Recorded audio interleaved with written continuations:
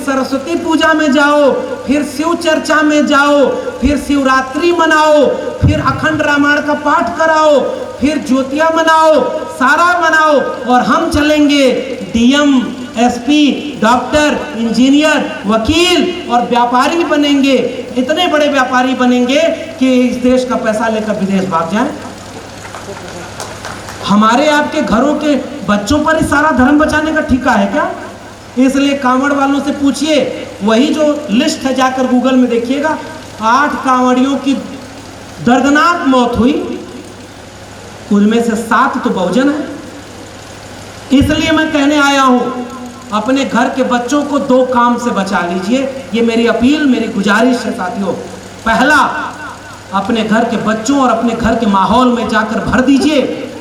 इस देश में रहने वाला वंचित शोषित 90% आवाम, जिसमें हिंदू भी है, मुसलमान भी, सारे लोग हैं, वो तुम्हारे अपने लोग हैं। वो 90% कमेरा लोग हैं जो तुम्हारे अपने हैं, और जो 10% लुटेरा लोग हैं वो तुम्हारे दुश्मन हैं। ये जंग कमेरा बनाम लुटेरा की है, इसलिए मुसलमान तुम्हारा दुश्मन नहीं है, तुम्हारे दुश्मन ये 10% लोग, वरना आपके लोगों को दंगा में मार डाला जाएगा। उधर से मस्जिद पे अटैक, इधर से मंदिर पे अटैक, और तो और छोड़ो आप, अयोध्या वालों याद है कि भूल गए, एक मस्जिद के सामने कुछ लोग गए थे कुछ फेंकने की, दंगा हो जाए, बाद में पता चला कि वो सारे ब्राह्मण थे, उसमें एक प्रजापति था, एक प्रजापति था।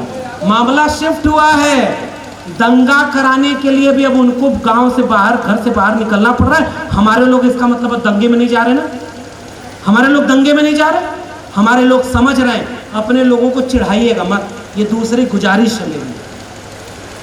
हमारे लोग अगर थोड़ा बहुत दाएं बाएं भी हों तो उन्हें चिढ़ाइए मत, उन्हें प्रेम से समझाइए, और अपने बच्चों की आंख में आंख डाल करके केवल एक वादा करिएगा साथियों, यही लास्ट अपील है मेरी। हम यहाँ पहुँचे क्योंकि भारत का संविधान लागू था, हम यहाँ पहुँचे क्योंकि हमारे पुरखों ने हमें एक विरासत सौंपी थी। हम यहाँ पहुँचे, नीरज पटेल यहाँ पहुँचे, निषाद जी पहुँचे, सुनील भाई पहुँचे, गुरु प्रसाद जी, तमाम लोग जो मंच पे हैं, जो सामने बैठे, हमारे सामने सुमित चौहान जी बैठे हुए, दिल्ली से आए। कोई नहीं सोचा था कि हम यहाँ पहुँचेंगे, लेकिन हम यहाँ पहुँचे, आप लोग यहाँ पहुँचे क्योंकि भारत का संविधान और मंडल कमीशन लागू थे। 25 साल बाद, 50 साल बाद हमारे आपके घरों के बच्चे हमसे पूछेंगे, साहब कि तुम जब आए थे तो तुम्हारे सामने संविधान लागू था, सरकारी नौकरी बची थी, आरक्षण बचा था, सामाजिक न्याय बचा था। 25-50 साल बाद तुम हमें क्या सौंप कर गए? मंदिर मस्जिद का झगड़ा, सारा संविधान खत्म, सारा सामाजिक न्याय खत्म, यही हम अपने बच्चों को सौंप के जाएंगे?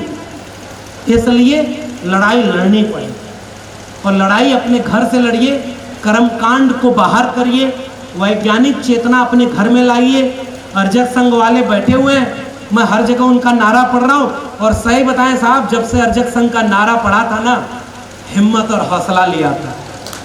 पेरियार लल्लई सिंह यादव को जब पढ़ा, बलिदान न सिंह का होते सुना, बकरे बलिवेदी पर लाए गए, न काटे टेढ़े पादप गए, सीधों पर आरे चलाए गए, विषधारी को दूध पिलाया गया, केचुए कटिया में फंसाए गए, बलवान का बाल न बांका भया, बलहीन सरा तड़पाए गए।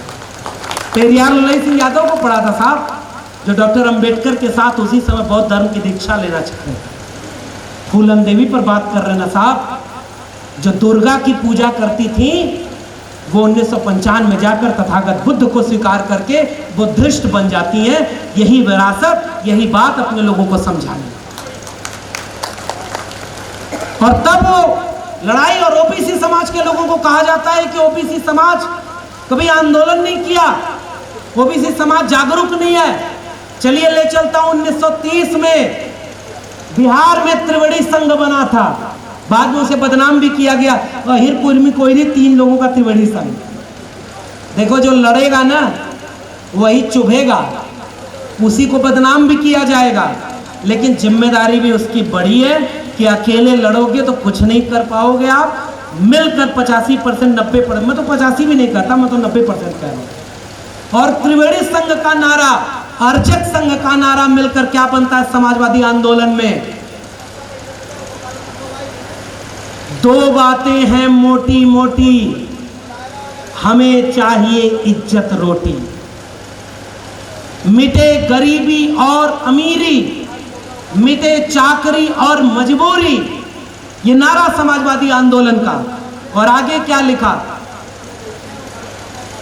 पुनर्जन्म और भाग्यवाद, इनसे निकला ब्राह्मणवाद।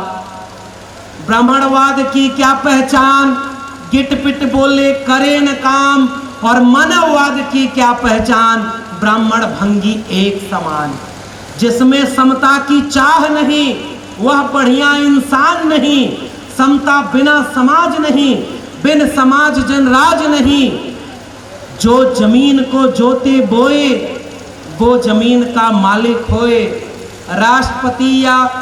राष्ट्रपति की हो संतान या बिरला की हो संतान, चपरासी हो या भंगी, सबको शिक्षा एक समान। सबको शिक्षा सबको काम, वरना होगी नींद हराम। शिक्षा पर जो खर्चा हो बजट का 10वां हिस्सा हो। सबको शिक्षा दे न सके जो, वो सरकार निकम्मी है। और जो सरकार निकम्मी है वो सरकार। हम अपनी विरासत को भूल गए साहब, इसलिए हम गुलाम पैदा होने लगे।